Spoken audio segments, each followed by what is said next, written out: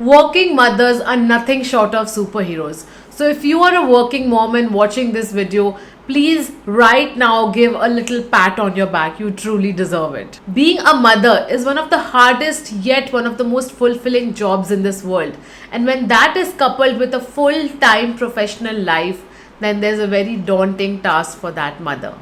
I'm a working mom, and as working moms, we all get to hear a lot of these lines. You cannot be good at managing both kids and work.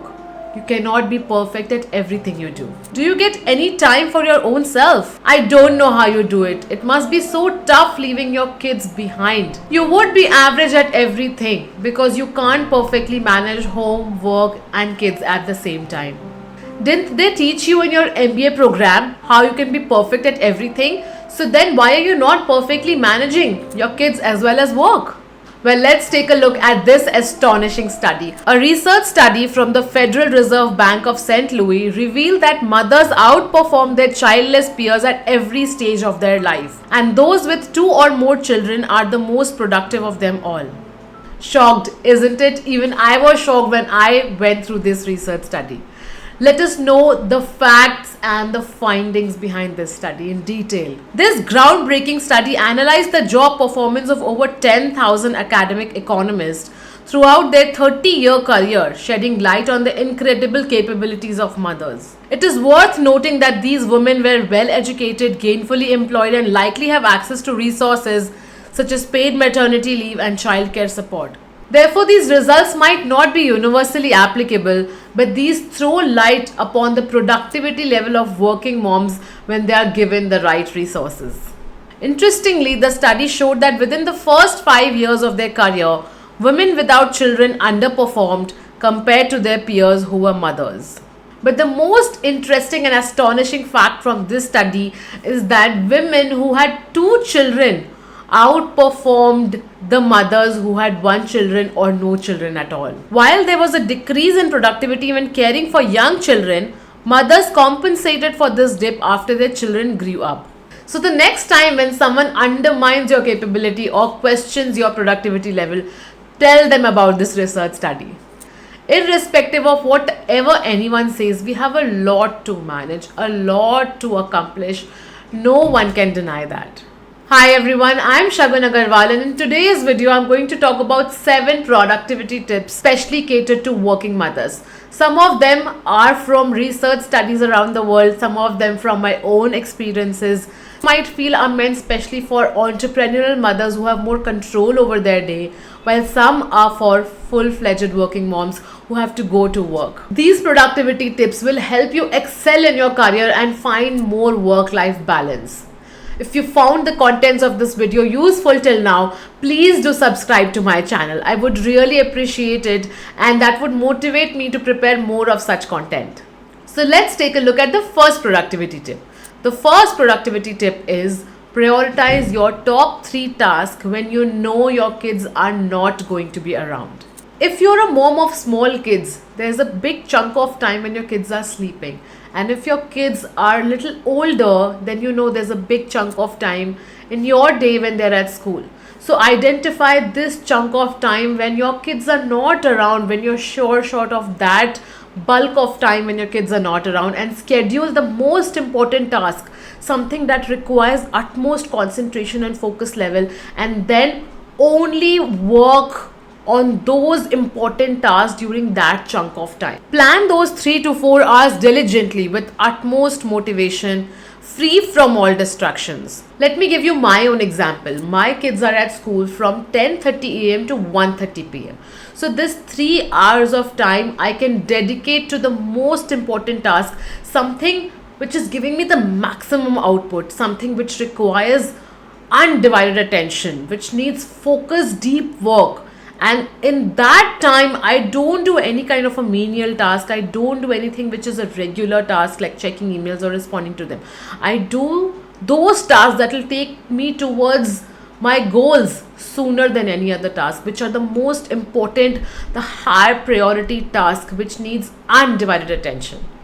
Scientific studies have shown that when we work with a clear set of priorities, we can significantly enhance productivity. According to a study published in the journal Psychological Science, setting specific goals and prioritizing tasks increases motivation and focus. The second tip is take control of your calendar for maximum efficiency.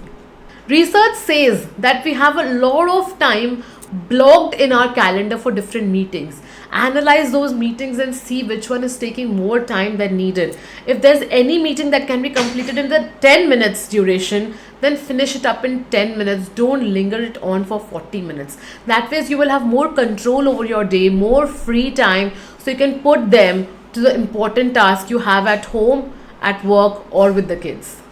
Look at the unproductive meetings if you can shorten them out or eliminate them altogether. Also have an agenda in place for the meeting and stick to it. Tip number 3, see where you can squeeze in office work along with kids' activities in the background. Let me give you my example.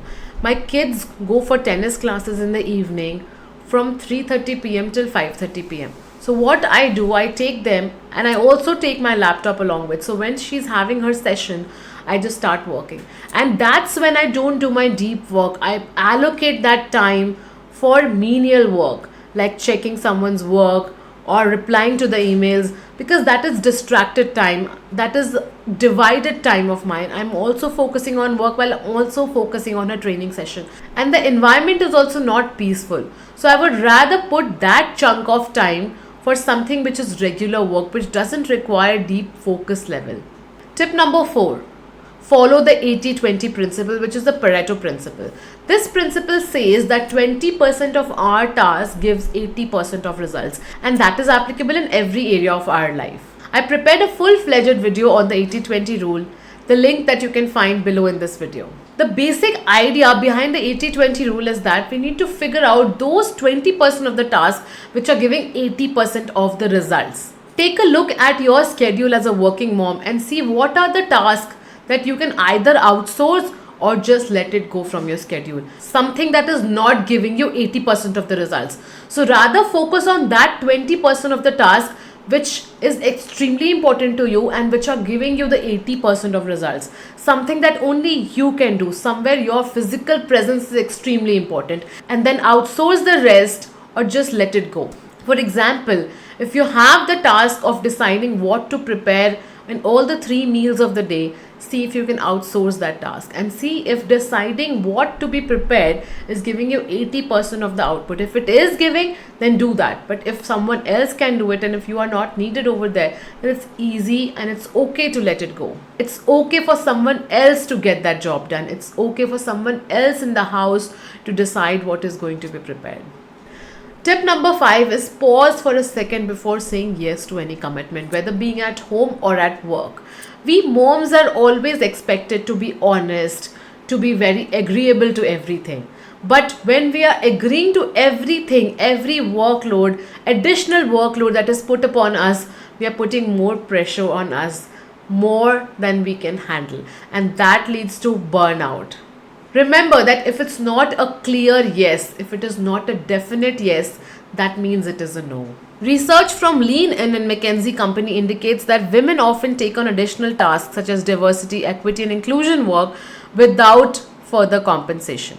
By pausing before accepting new responsibilities and considering your existing workload, you align your efforts with your capacity. Saying no to overload is a sign of strength, not a sign of weakness. It signifies that we mothers are capable of deciding what will be empowering us and what will be draining us out. Tip number 6, don't multitask and take short breaks in between. Remember a time when you're on an office call and thinking about your child's homework, or when you're playing with your child and you're also on an office call? Numerous studies, including one from the National Institute of Health, confirm that the human brain is not designed for continuous multitasking.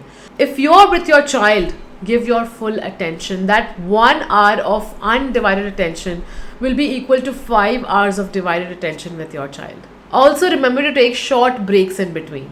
Tip number 7 and the last one is allocate time for strategic thinking. Set aside quiet moments for deep thinking, during which you can generate smart solutions and new ideas without interruptions. By allocating dedicated time for problem solving, you actually improve your brain's problem solving skills by tapping into your brain's full potential.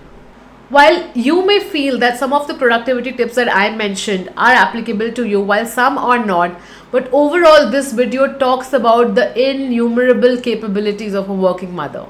These productivity tips offer valuable strategies for all working mothers to excel in their career and maintain a healthy work life balance. Embrace your inner superheroes and unlock your true potential.